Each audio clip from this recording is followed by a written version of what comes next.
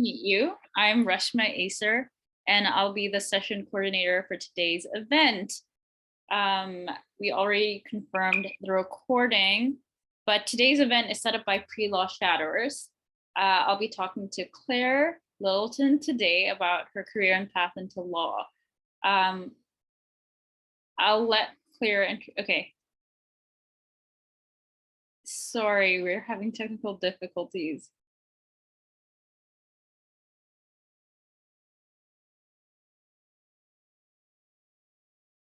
Oh, okay. Let me just pause the recording.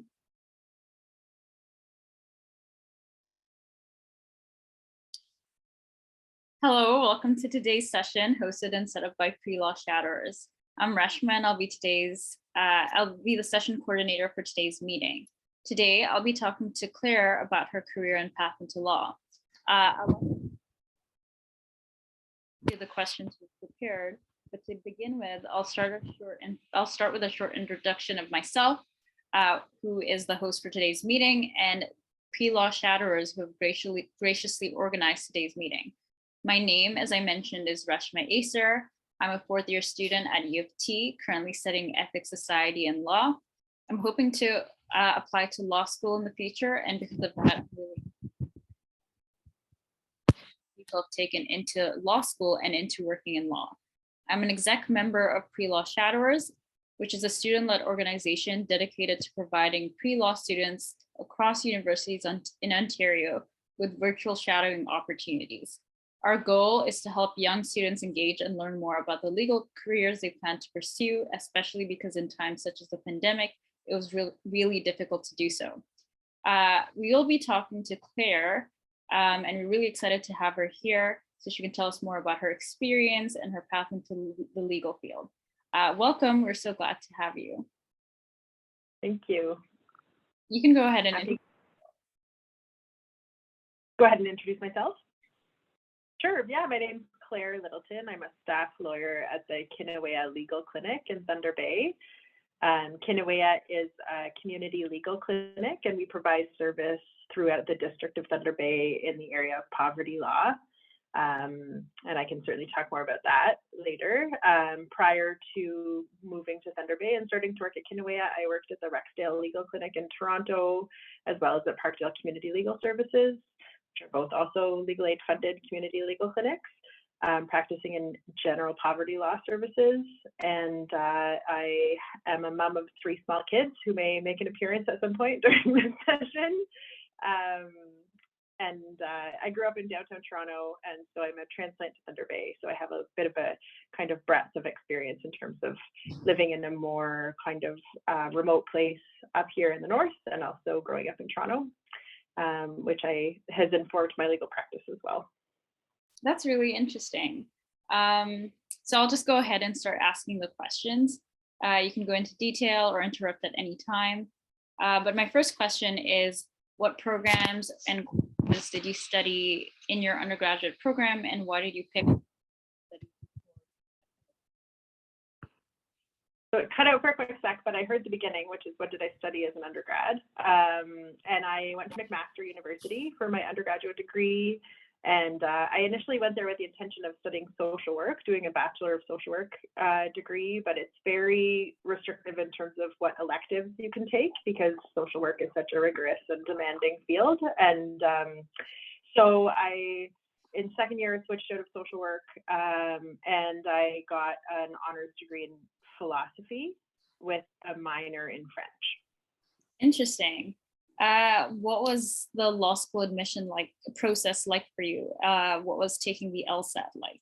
Do you have any advice for students currently taking the LSAT? Yeah, so I mean, I took a year off after undergrad, and I worked at what was then Ryerson University, Metropolitan Toronto University, in the School of Disability Studies, which was really an interesting opportunity for me, doing as sort of a research assistant. And so while I was working there, I studied for the LSAT. I wasn't certain that I wanted to go to law school, but to be honest, having a philosophy degree does not set you up on a particular career path. So law seemed like sort of a natural next step for me, and that interest that I had in social work, I felt like maybe I could satisfy with practicing law. So so I thought, well, I'll write the LSAT, I'll see how it goes. At that time, I wasn't prepared to leave Toronto for family reasons. So I knew that if I was going to go to law school, I would either be going to U of T or Osgoode. I started law school in 2005. And so I wrote the LSAT. I just self-studied, and I got one of those books with the practice tests and tips. And my LSAT went really well for me. I wrote it and didn't get the results. I think I wrote it in December. And so I had to apply for law school before I had my LSAT results, which was a little bit stressful because I was planning to go to hopefully one of the premier law schools in Canada. So I wrote the LSAT. I have to say that having a background in philosophy was very, very helpful in writing the LSAT, because I took formal logic in undergrad, and that was a huge asset to me in the logic game portion of the LSAT. I just understood how to answer those questions pretty effectively, I think. So I ended up doing very well on the LSAT, and I only applied to Osgoode, and I thankfully got in, and I was offered a significant entrance scholarship, which was great because I had had some success on the LSAT, and I think because there were 2 logic game sections on the one that I did. And then I ended up attending law school at Osgoode Hall. So you did mention you went to Osgoode Hall. What was your experience like there? Why did you choose Osgoode? So I chose Osgoode partly because I wanted to stay in Toronto, and primarily because I knew from the outset that I wanted to practice in the area of poverty law, or to help poor people. I didn't really know how to frame it at the time. And Osgoode has the sort of first and crowning jewel of intensive programs in poverty law at Parkdale Community Legal Services. And I remember seeing promotional material about that when I was considering applying to law school, and it really piqued my interest. And so that's why I chose Osgoode, because I wanted to do that Parkdale Community Legal Services program. And Osgoode was great. It was hard, and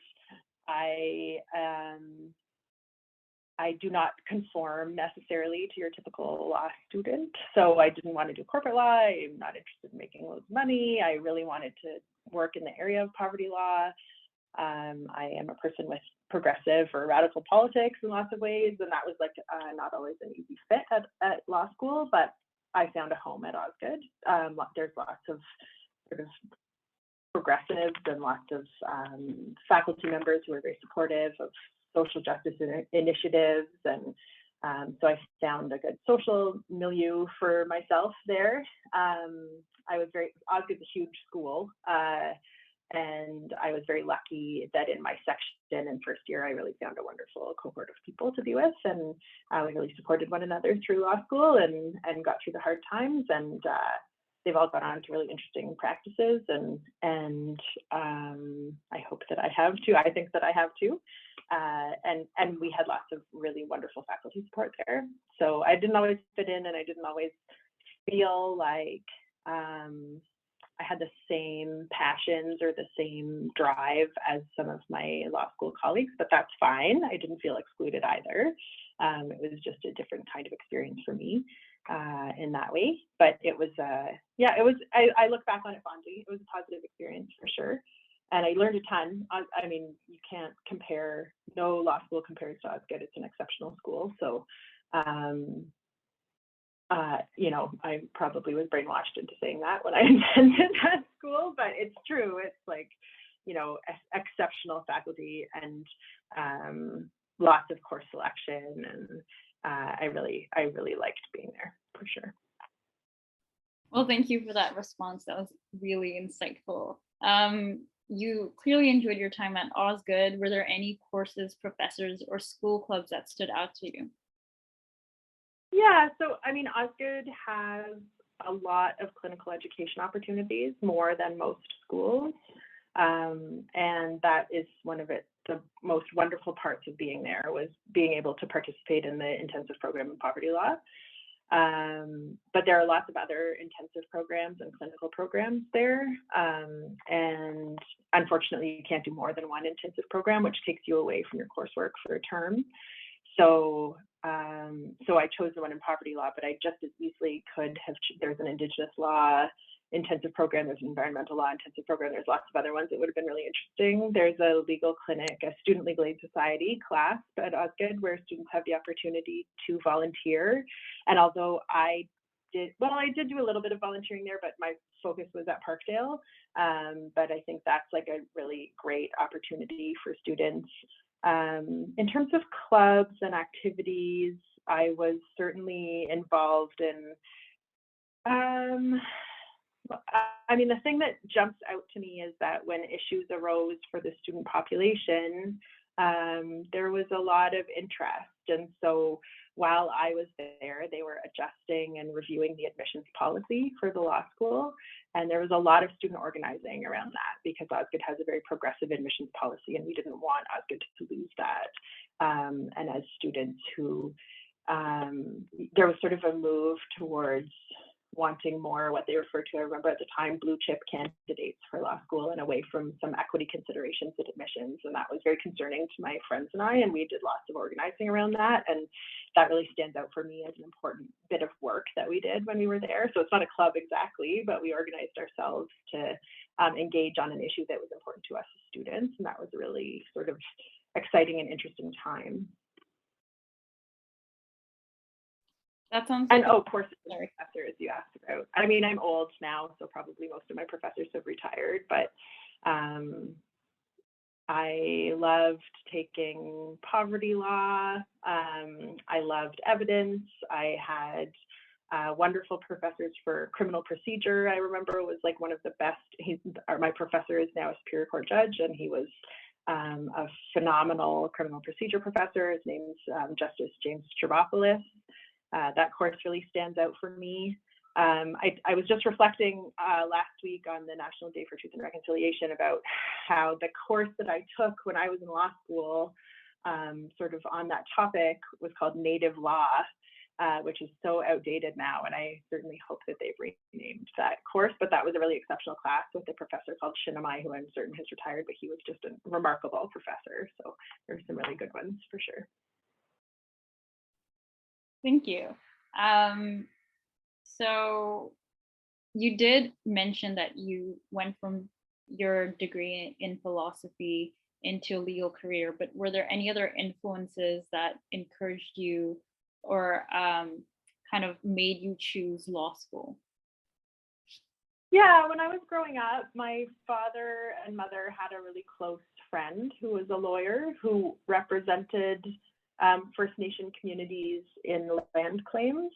And I remember him telling stories about his work with Indigenous people, advocating for self-governance and for their rights as communities. And I was so excited and motivated by that work. I thought it was so interesting. And much of my work now is with Indigenous people. And I think that interest was really sort of formed and reinforced by that friend of my family who I got to benefit from hearing stories from. And you know, as we do, like I was influenced by my parents, and they were both very committed to social justice and the different kinds of work that they did. And that was significant for me as well. And in concerns about income inequality. And so that is the focus that has ended up to be the focus of my work too. So personal influence. And then that year that I took off from school and I worked in the School of Disability Studies has really informed the work that I do too. So I advocate every day for people with disabilities. It's a huge part of my work is helping people access disability benefits and doing administrative appeals of denials of disability benefits. And that's very much informed by the background that I have in critical disability studies from that year off. And I think that there's great benefit to taking a little bit of time off before going to law school and having a little bit of sort of lived experience so you can hone in on what you're really interested in. And that certainly was the case for me. So which field of law do you currently practice in? You did mention this, but could you go into a little bit, some specifics? And what do you like most Sure. about your field? Yeah, so the area that I practice in is called poverty law. It's administrative law. And I represent low-income people exclusively. We're funded by Legal Aid Ontario, and we apply the same financial eligibility criteria that Legal Aid uses. So I provide services free of charge. I'm a salaried staff person at my office, which means I don't have to bill my clients, which is really important part of the model. And I advocate on their behalf, advancing their rights against government and against housing providers. So that primarily my focus is on income security and housing security. So I represent people accessing various government income programs, Ontario Works, Ontario Disability Benefits, Canada Pension Plan, Old Age Security, Employment Insurance, and then also I represent tenants who are facing eviction before the Landlord and Tenant Board. So what we do appeals of government decisions with respect to income maintenance benefits, and primarily representing exclusively tenants in eviction proceedings primarily, although sometimes in tenant applications as well. And there was a second part of your question. What do I like? Who are my clients?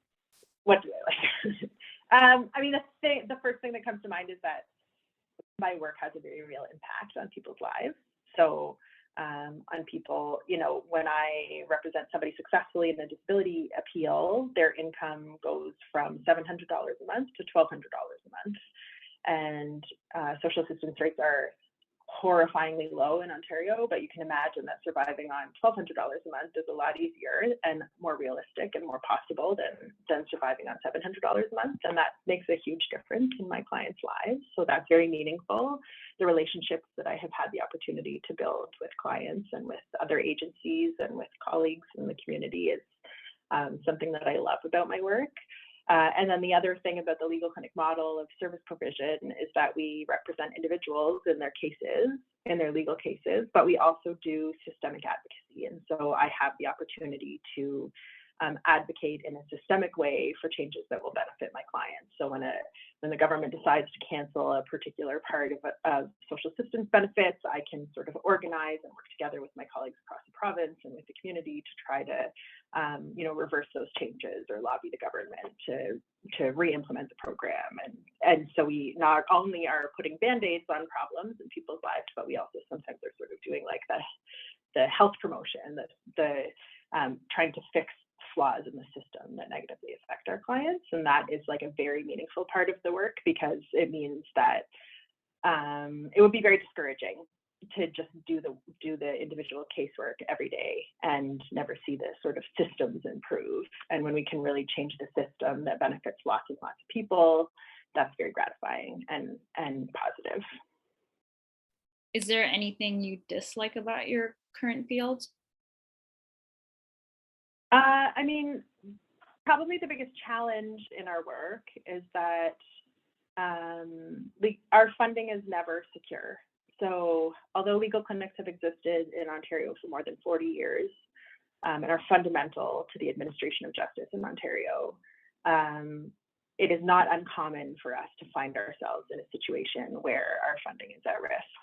And that's demoralizing and exhausting and takes resources away from us providing service to our clients, because we have to be lobbying on our own behalf to make sure that the service continues to be funded. And that's really unfortunate, because we are an essential part of the administration of justice in Ontario. And it's too bad that we find ourselves having to lobby on our own behalf in that way. What is a typical day like in your career look like in terms of responsibilities and tasks? Yeah, so basically I work a 9-to-5 job. I don't work a lot of overtime. I'm a mother of small children, and that's really important to me. I work hard all day long, and then I get to come home to my family and go back to work the next day. Because I'm not billing my clients, I can spend as much time as I need to with them, which is really nice in order to do a good job. And so I go into the office, which is very near to my house. It's a real benefit of living where I do, is that I spend 5 minutes commuting instead of an hour and a half like I did when I lived in Toronto. I live downtown, and I worked at the Rexdale Legal Clinic, and I sat on the subway for more than an hour each way. So here, that's a real asset of living in this community. So I get to the office, I, review my emails and my phone messages. I do lots of informal advocacy on behalf of my clients. So they tell me that their benefits have been cut off and they're not really sure why, or they've been told that they have to repay ODSP a certain amount of money, and I'll call the worker and sort of dig in and find out what's going on. And then we do lots of sort of more formal legal appearances. So all of that is by Zoom now from where we are. Today I did a 5.5-hour landlord and tenant board hearing via Zoom with my client in my office with me. It used to be the case that we had in-person appearances, but no longer. So each day is sort of different. I attend meetings with colleagues in the community. I do lots of mentoring of students. I supervise other staff members at legal clinics. There are lawyers and paralegals, and there's also community legal workers who are unlicensed by the Law Society, but they fall into an exemption for practicing law. So their work is closely supervised by licensees. So I do lots of supervision and informal mentorship of my colleagues because I'm the senior staff lawyer in my office. So lots of written advocacy, writing letters and submissions, collecting evidence, sending things into the tribunal, and lots of meetings with clients. My clients are, very vulnerable people. Lots of them have limited literacy and very few resources, and our office is we really focus on trying to be as accessible as possible to people. So we have lots of clients who just walk in to see us because that's the only way that they're ever going to make it through the door. So we really try to make ourselves as available as possible. So each day is kind of different and unpredictable. Are there any specific cases that have stood out to you in your time practicing as a poverty lawyer, if you can talk about them?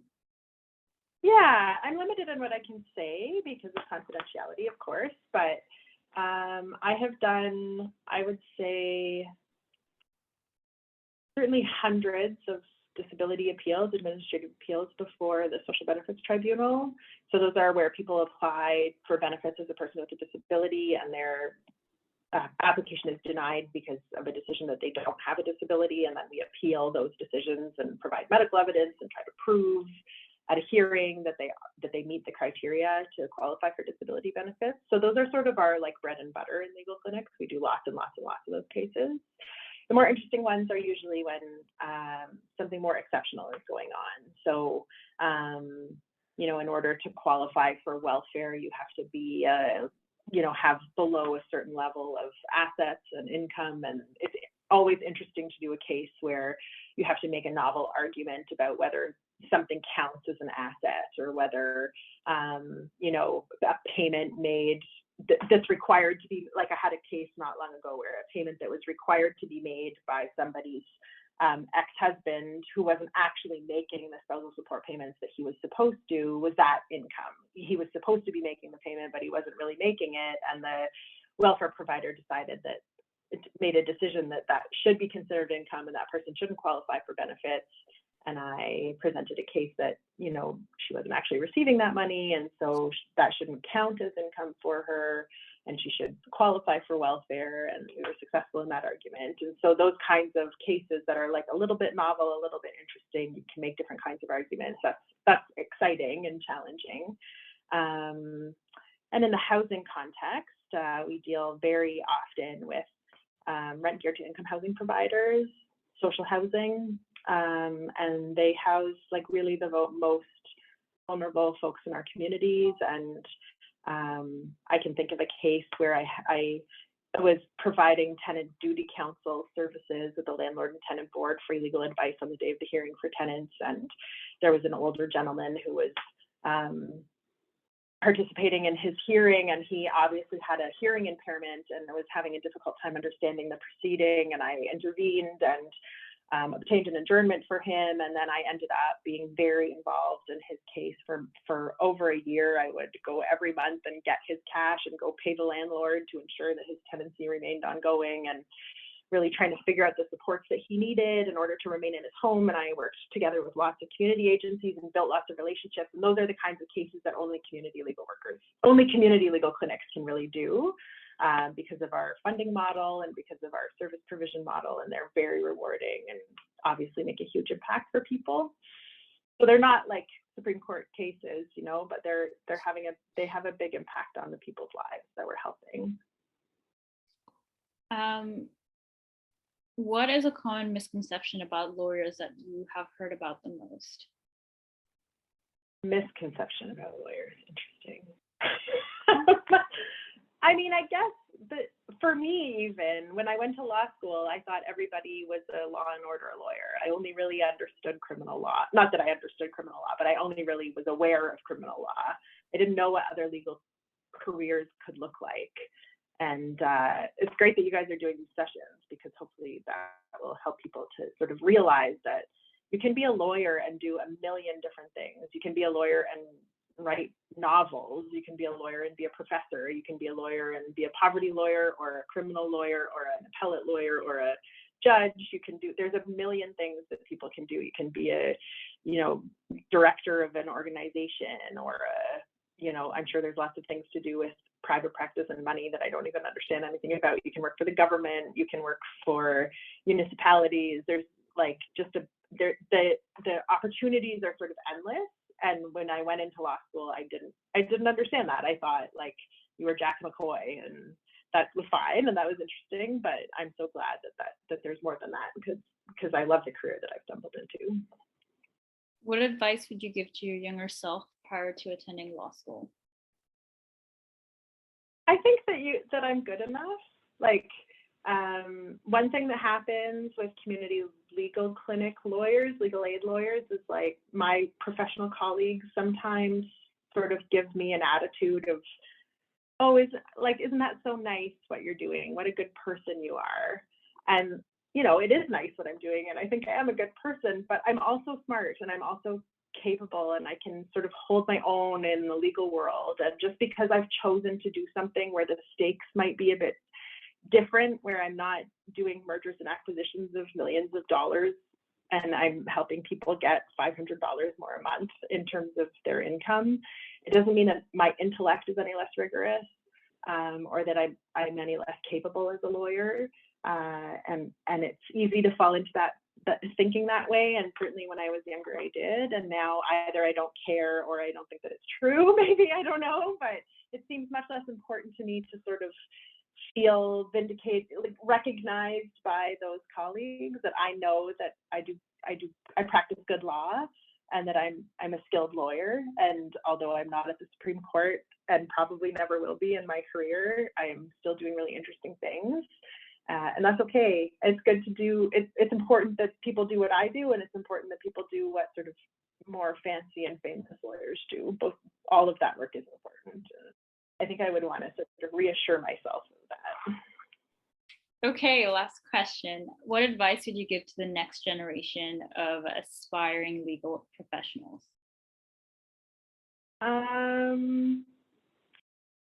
I would say,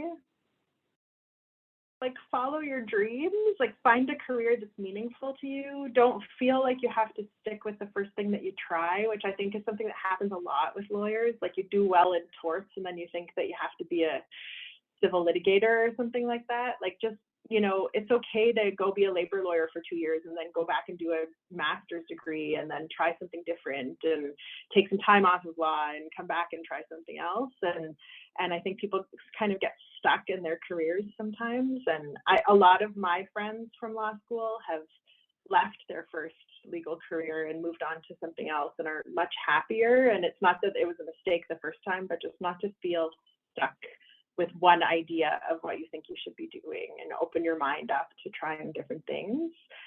Making use of, a law degree is never going to be a problem for you. It's always going to be an asset, and it opens up lots of doors.